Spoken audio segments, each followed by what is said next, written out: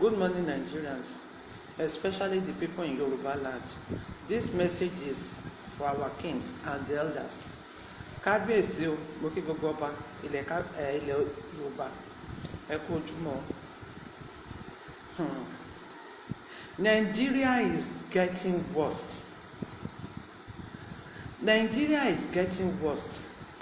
If our being together will not give us peace, it's better we separate. It's better we go on our own ways. Ẹ̀yin ọba ilẹ̀ kábíyèsí kí lẹ̀yin ṣe lórí ọ̀rọ̀ àwọn darandaran. Gbogbo yín ẹ̀dẹ̀ jókòó, ẹ̀dẹ̀ ń wò. Ṣé ó dìgbà tán bá pa gbogbo wa tán nílẹ̀ Yorùbá ni? Ṣé ó dìgbà tán bá pa gbogbo àwọn ọmọ Yorùbá tán kẹ́ tó sọ̀rọ̀ ni? Àbí ó dìgbà tán bá ń wá sí ààfin? Tán bá bẹ̀rẹ̀ sí ní pa yín kẹ́ tó sọ̀rọ̀, ẹ̀dẹ̀ dákẹ́ ẹ̀ ń wò. Ṣé dandan ni ká wà pẹ̀lú Nàìjíríà ni? Tá a bá sọ̀rọ̀ nípa Odùduwà Republic, ẹni kan máa sọ bẹ́ẹ̀. Ilẹ̀ Yorùbá wá dogun, èèyàn ò lè travel mọ́, èèyàn ò lè rìn lọ́sàn-án mọ́, èèyàn ò lè rìn lóru mọ́, kí ló dé? Wọ́n dẹ̀ ní bí ò sí olè ilé, tìta ò lè jà. Ó ní àwọn ọmọ Yorùbá olórí burúkú tó ní ṣàǹfààní, tó mú àwọn Fúlàní yìí lọ́rẹ̀ẹ́, tó ń ṣe agbódegbà fún wọn. It's better we say the fact, because bí yóò sólè ilé kan, ó lè ta olè wá jà. There are some people behind this thing in Yoruba land. Why don't you fish them out and let there be peace in Yoruba land?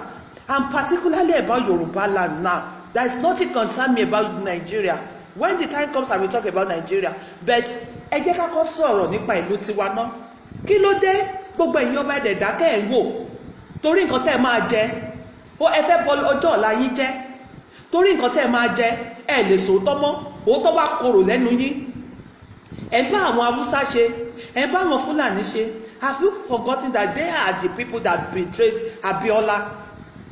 Have you forgotten that it is this Fulani that betrayed Aláàfin Aole? Have you forgotten? Or I don't know the history. Àbí ṣé kò ń ṣe fún Fúlàní ní kí lorúkọ ọba tán ló lọ sí Ìlọrin yẹn? Kí ló dé tẹ́ẹ̀kì máa rántí history? Why don't you think about our past? We are tired, we are fed up. Your children in Yoruba land are tired of what is going on. Gbogbo àwọn ọmọ wa náà ti rẹ́pù tán. Gbogbo àwọn ìyàwó ilé náà ti pa tán. Kí ló dé? Ẹ̀dẹ̀ dákẹ́ ẹ̀ ń wò. Ẹ̀ ń ṣe wọ́n Nàìjíríà, orí burúkú wo? Ṣé dandan ni ká jẹ́ wọ́n Nàìjíríà ni? Gbogbo ẹ̀yin ọba ẹ jáde. Ẹ gbé àwọn OPC dìde. Ẹ gbé àwọn Àgbẹ̀kọ̀yà dìde. Kí ló dé? Ẹ̀dẹ̀ ń wò sùn ṣáà ti rá iye yín lọ ni. Eléyìí tó bá ní kí òpópó yín bọ̀, ẹ̀ ní bọ̀. Ibi tó bá pè yín sílẹ̀ máa ranjú sí tẹ̀ máa kágbádá òṣì kiri.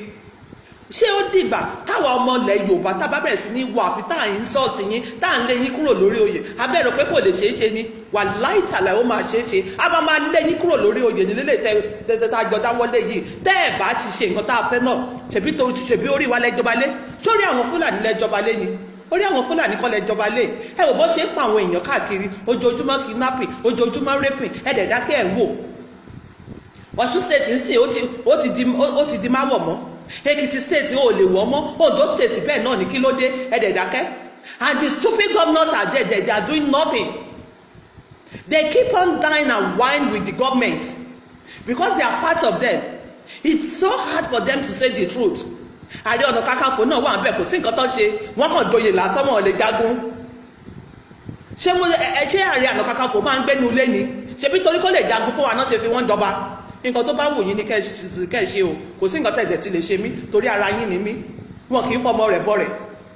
Ẹ lè fi mí ṣe nǹkan kan. Bá a sọ àákú, bá a dẹ̀ sọ àákú. Kí ló dé tá àkúkú lè sòótọ́ fúnra wa? Ẹ dẹ̀ jókòó tẹ́tẹ́rẹ́, ẹ káwọ́lé rán.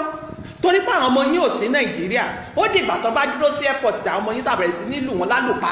Bóyá ara yín á balẹ̀, bóyá brain yín, bóyá wọ́n lẹ̀ research ẹ̀pù yín, ó dìgbà tètè tára yín máa balẹ̀. Àwọn tó jẹ́ ọmọ kéékèèké ọba náà nu yín, iye wọn ti ra.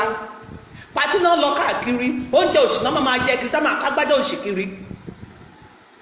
Olúwo nìyẹn, ó ti di olúwo ògbódó kiri sórí ilẹ̀, ó ti dáradáradá, ó fojú alẹ́ ó fi ń gbolẹ̀ kiri. Ó ṣeré dèrè dódídé ọba kó máa bá yàn jà.